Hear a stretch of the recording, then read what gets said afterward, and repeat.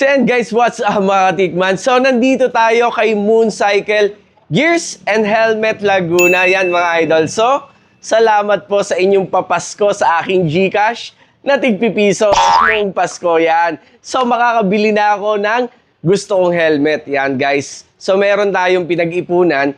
Actually, 1 taon ko na po itong gusto. So nandito siya sa Mooncycle.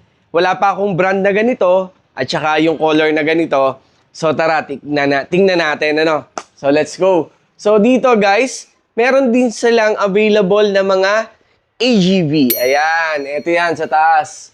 Kung naghahanap kayo ng mas magandang brand, meron dito si Mooncycle. So ito yung gusto ko mga idol. Ayan. K1S na AGV. Siyempre, color white pa rin. So ayan guys, katulad nung iba nating brand, nung Shoei, at saka HJC, ang gusto ko yung sporty look, tapos may spoiler. Bagay kasi yan sa mga sports bike, di ba? Sa mga sports big bike. So ganito yung gusto kong mga itsura ng helmet. Ganda, di ba? So ito guys, nasa around 13,000.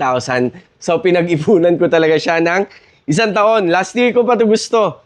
So ayan, bibili natin ngayon siya at salamat po sa mga nag-Gcash. Meron po kayong contribution dito, no? So ito, size XL. Sukatin natin yung size large. Ito yung kahon ni AGV. Ganito talaga yung kahon ni AGV, no? Napaka-simple lang, no? So, buksan natin. Unbox na natin. Yun. Ay, ang ganda. Color white yung lalagyan, oh. Yan. So, available to. Black. Matte black, ano? O, glossy black yon. Matte, sir. Matte yon. Pero sa white, glossy lang. Walang matte. Wala. Ito yung K3. Ito yung isa. Tingnan ko muna pala to. Ito yung K3. Ang kaibahan niya, yung spoiler niya, black ano? At saka po dual visor, sir. Dual visor.